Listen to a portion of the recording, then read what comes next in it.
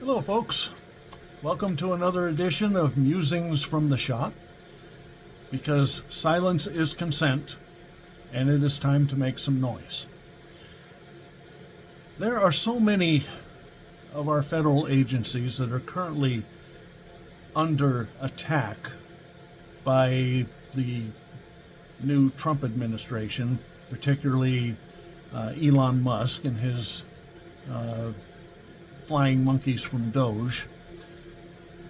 But I want to talk about a particular one that is, well, it is pretty much vital, in my opinion, to the survival of our country, to the survival of our democracy. And that's the United States Postal Service. Now, over the years, the United States Postal Service has developed a stellar reputation for safe and accurate mail and parcel delivery.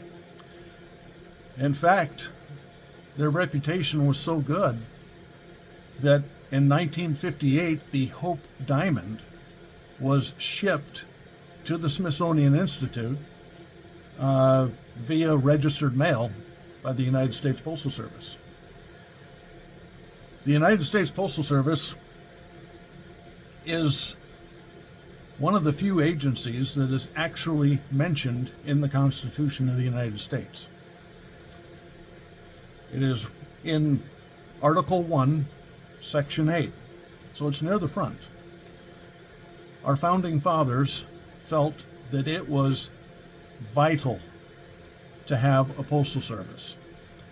And in Section 1, or in Article 1, Section 8, it basically talks about giving Congress the right to levy taxes, duties, whatnot, and for many reasons, but one of those reasons was to establish a post office and post roads. Many roads that were constructed in the early years of our country were not necessarily done so just for the convenience of getting your goods to market. They were constructed to make moving the mail easier, more efficient, and safer. However, even though it is in the Constitution, and it is under that particular article dealing with giving Congress the right to levy taxes, the post office itself is not supported by tax dollars. I'll say that again. It is not supported by tax dollars.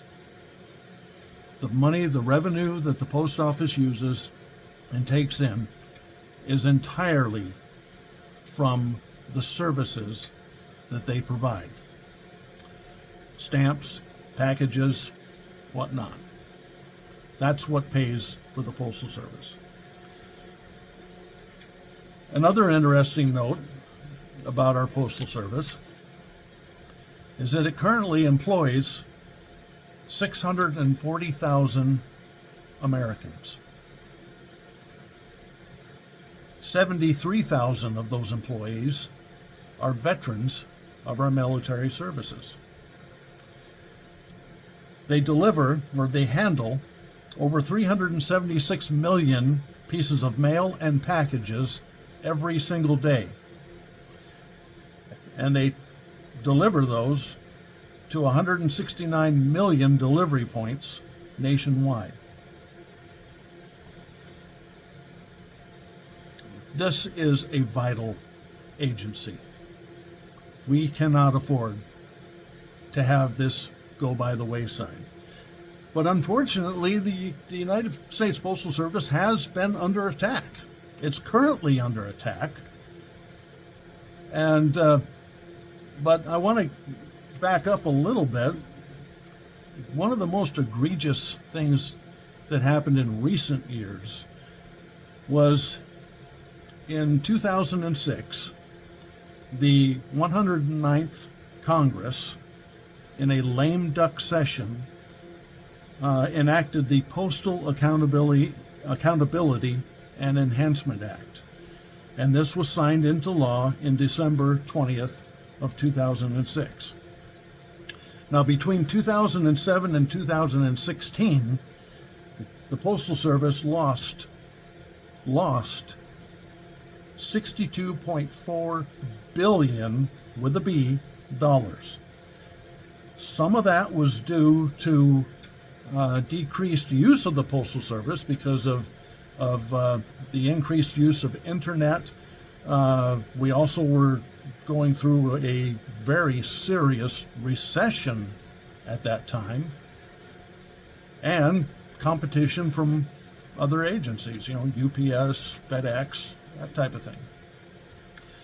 But of that $62.4 billion that was lost, $54.8 billion, or 87% of that loss, was solely due to one provision of the Postal Accountability and Enhancement Act.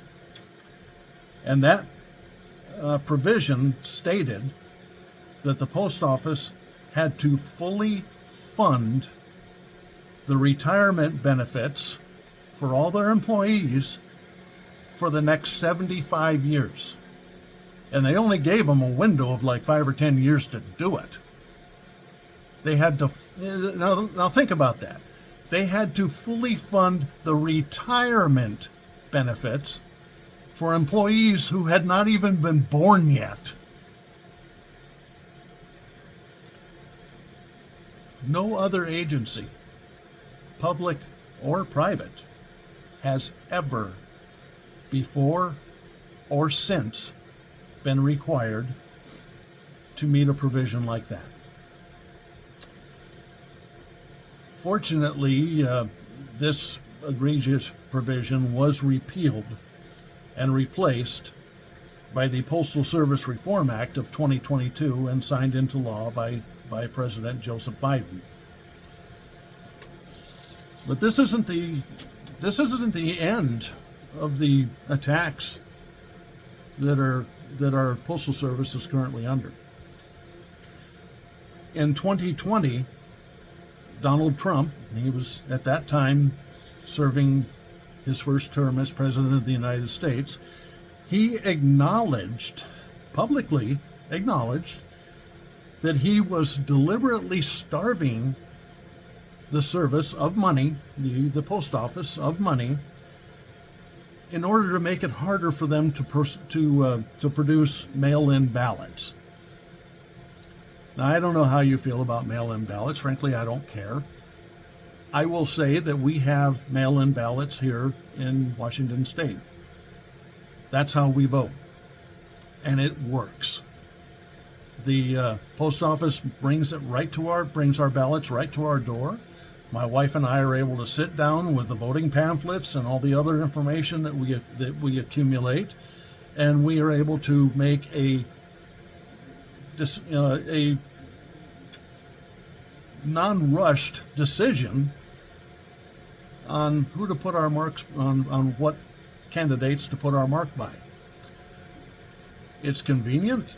We don't have to stand for hours and hours on end in a line with no bathroom facilities, no food, no water, standing out there in the weather like many people in other states do and have had to do. And to those people who do that, who stick it out to cast your ballot, I salute you for doing that, because that takes a lot of fortitude in an environment where it's becoming harder and harder to cast a ballot. And this is deliberate. This is deliberate. And there's one party that's doing it, and that is the Republican Party. And I'll tell you why. They have found over the years that when there is lower voter turnout, the Republican Party tends to do a lot better in elections. When there is higher voter turnout, the Democrats do better. So Trump deliberately tried to starve the Postal Service of money in order to get them to make it harder to process mail-in ballots, because he knew that mail-in ballots was going to threaten his chances of re-election, and they did. Now, Donald Trump is preparing to dissolve the United States Postal Service bipartisan Board of Governors. He wants to get rid of it. And he wants to turn the agency, the control of the agency, over to the Department of Commerce with his secretary, Harold Lutnick, in charge. All that this is going to do, folks, is this is going to only open the door for more slash and burn cuts by Elon Musk and his quote-unquote Doge team. We can't afford that. The Postal Service is a vital link to the preservation of our democracy. Those men and women who go out there every single day and work in the post office and out in the field, making sure that we get our mail every single day, they deserve our respect and our support. I'm asking you folks, please contact your representatives in Congress and in the House and in the Senate. Tell them, hands off the Postal Service. We need that. People depend on it for more than just everyday mail. There are people who depend on the Postal Service to deliver their prescription meds and many, many other things. And if you think for a minute that a private company is going to do it cheaper or better, think again. It's going to be more expensive. Well, thank you for listening. If you agree with me, please hit like and send, or like and subscribe, and hit the share button too. Let's get the word out, folks. We need to save the post office. Y'all have a good day and keep it between the ditches.